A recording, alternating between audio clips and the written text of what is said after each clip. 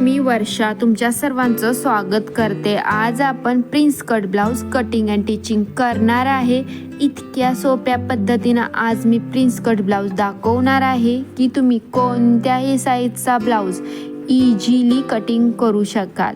Video last पर्यंत पहा, खूप छान टिप्स देणार आहे, त्यामुळं ब्लाउज शिवणं व कटिंग करणं सोपं होईल। या पद्धतीने तुम्हाला परफेक्ट फिटिंग ब्लाउज शिवायला शिकायचं असेल तर या चॅनेलला सबस्क्राईब करा।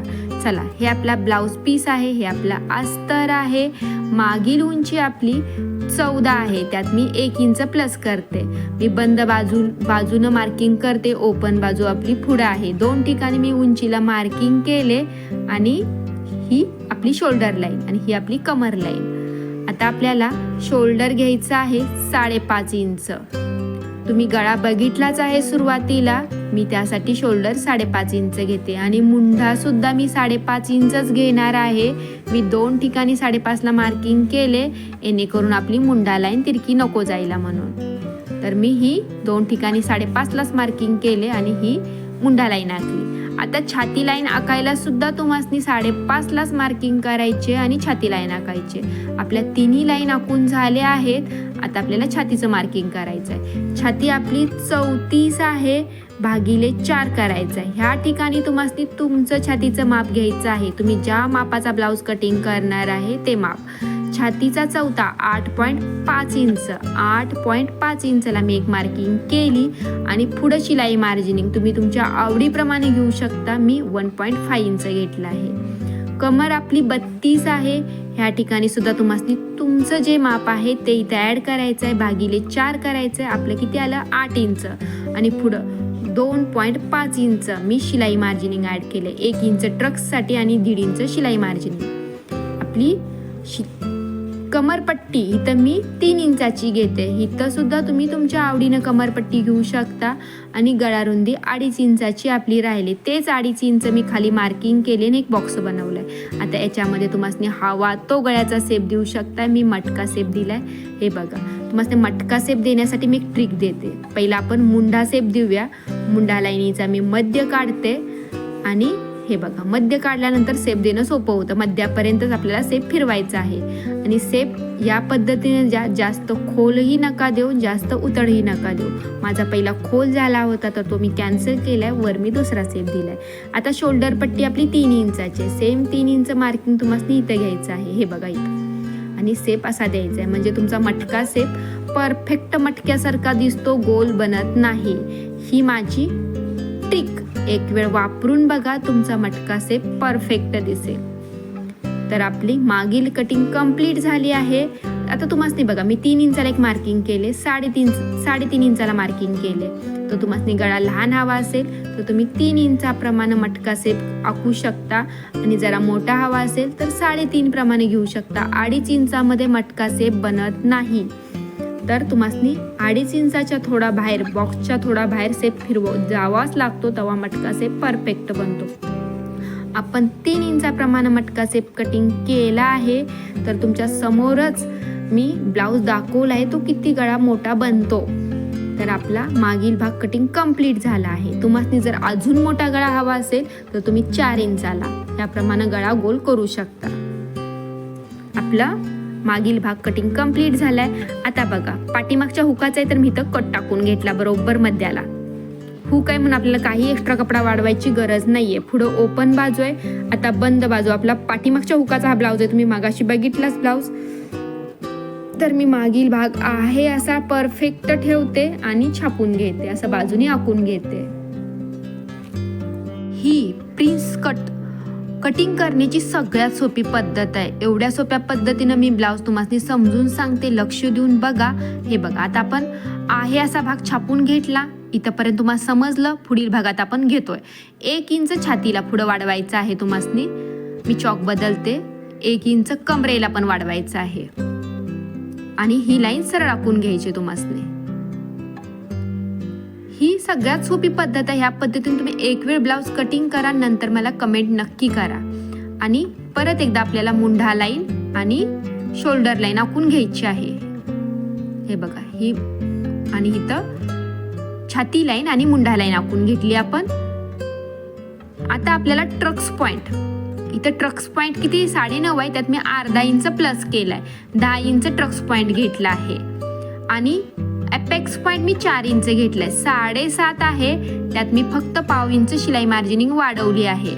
जे तुम्ही वर 4 घेतलाय तर कमरेला तुम्हाला अर्धा इंच कमी करून 3.5 इंचाला मार्किंग करायची आहे.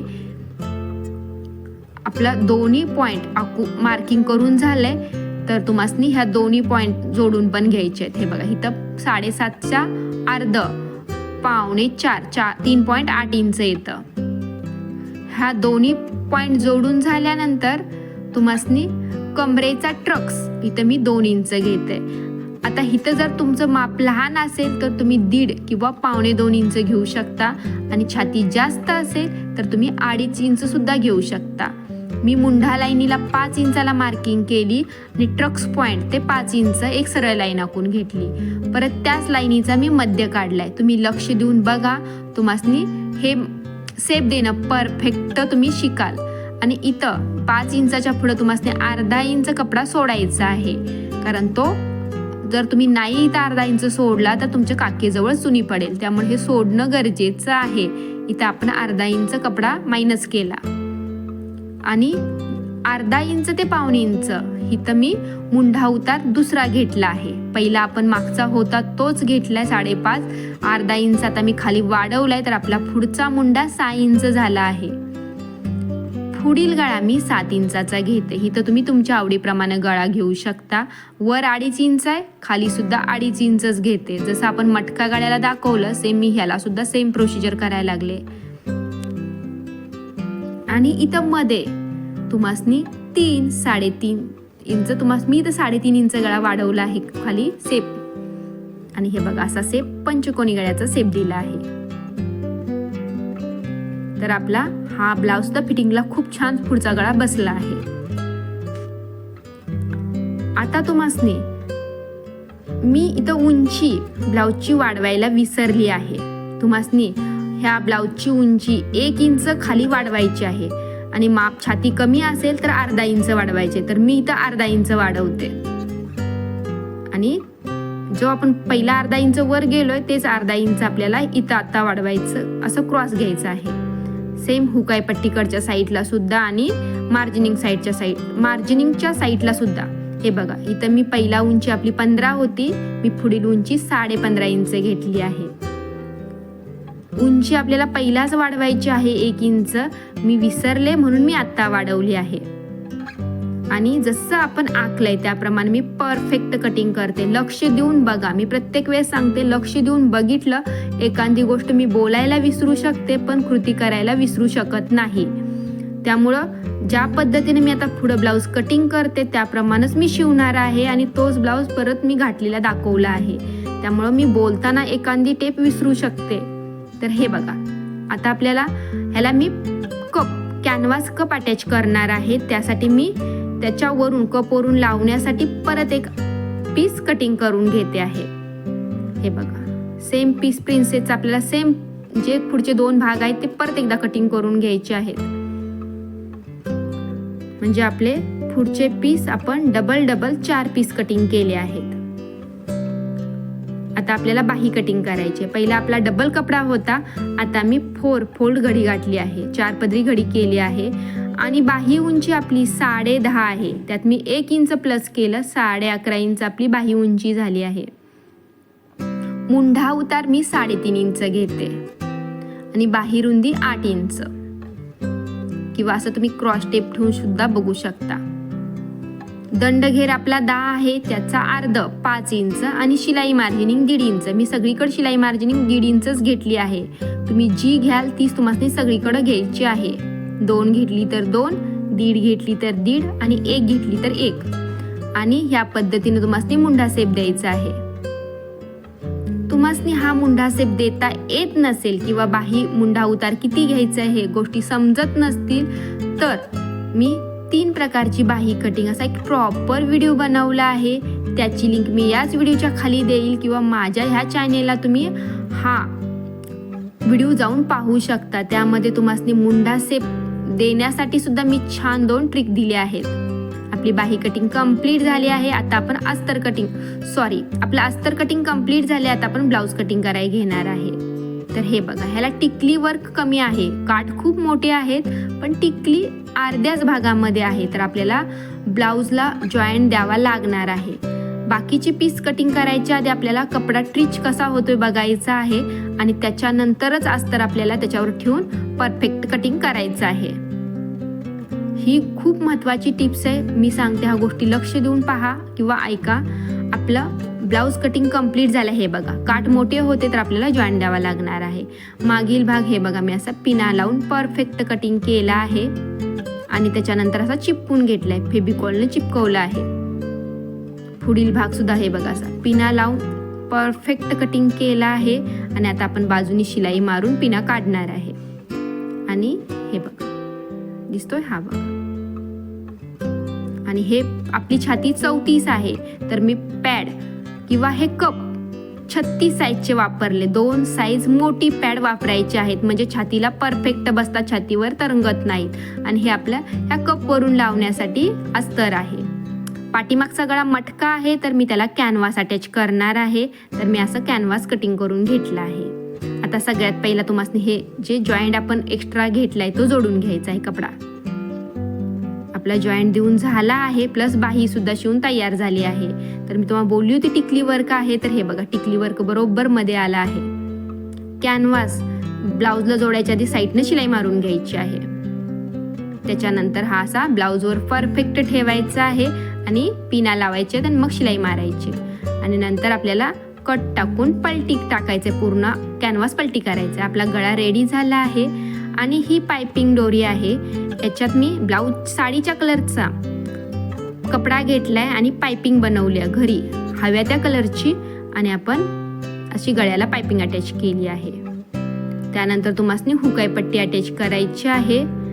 आणि हे बघा, ही चक करायची आहे, एक्स्ट्रा जी असेल ती कट करून काढायची आहे. आणि त्याच्यानंतर हा खाली लटकणारा भाग दिसतोय तुम्हासनी शिलाई मार्जिनिंगच्या साईडनं, तो आपल्याला कट करून काढायचा आहे. पण कसा कट करायचा आहे, पुढील भाग असा पुढं आणून ठेवायचा आहे आणि एक्स्ट्रा जो आहे तो कट करायचा त्याच्याप्रमाणे. आणि त्याच्यानंतर तुम्हासनी कमरपट्टी अटॅच करायची आहे. हे बघा, आपला भाग सरळ झाला आहे. आपलं मागील भाग रेडी झालाय. आता आपण पुढील भाग शिवायला घेतोय. मी बघा शिलाई मारली आणि पिना सगळ्या काढल्या आहेत. आणि नंतर तुम्हाला हे दोन्ही भाग जोडून घ्यायचे आहेत. आपला दोन्ही प्रिन्सेस कट जोडून तयार आहेत. आता आपल्याला अस्तरला हा भाग आपला ओपन आहे, तर इथं पहिला शिलाई मारायची. जिथं मी चॉकनं मार्किंग केले ते एक्स्ट्रा कपडा आहे. शिलाई मारल्यानंतर तुम्हाला हा परफेक्ट गळ्यावर गळा ठेवायचा आणि शिलाई मारून घ्यायची आहे. आपला गळा हे बघा, आपल्याला पुढच्या गळ्याला तिरकी पट्टी किंवा काही कॅनव्हास अटॅच करायची गरज नाही. जो आपण पॅड वरून जे अस्तर लावणार आहे तेच अस्तर आपण इथं पलटी करणार आहे. आणि गळ्याला आपण कट टाकले आणि हे पलटी केलं. लक्ष देऊन बघा. हे बघा, फिनिशिंग सोबत आपला गळा तयार झालाय पुढचा. आता आपल्याला याला प्रिन्स कटचे दुसरे 2 पीस सुद्धा जोडून घ्यायचे आहेत. आपले दोन्ही पीस जोडून झालेत. आणि अपेक्स पॉइंटला आपण हे बघा, ब्लाऊजला ट्रक्स टाकला आहे, सेम तसा ट्रक अस्तरला सुद्धा टाकून घ्यायचा आहे. कारण आपण अपेक्स पॉइंट 4 इंचाला घेतला होता, तर तिथं आपल्याला ट्रक्स टाकायचा आहे. आपल्या ट्रक्स टाकून झाल्यानंतर हा ब्लाऊज आणि अस्तर असा ओपन करून ठेवायचा आहे.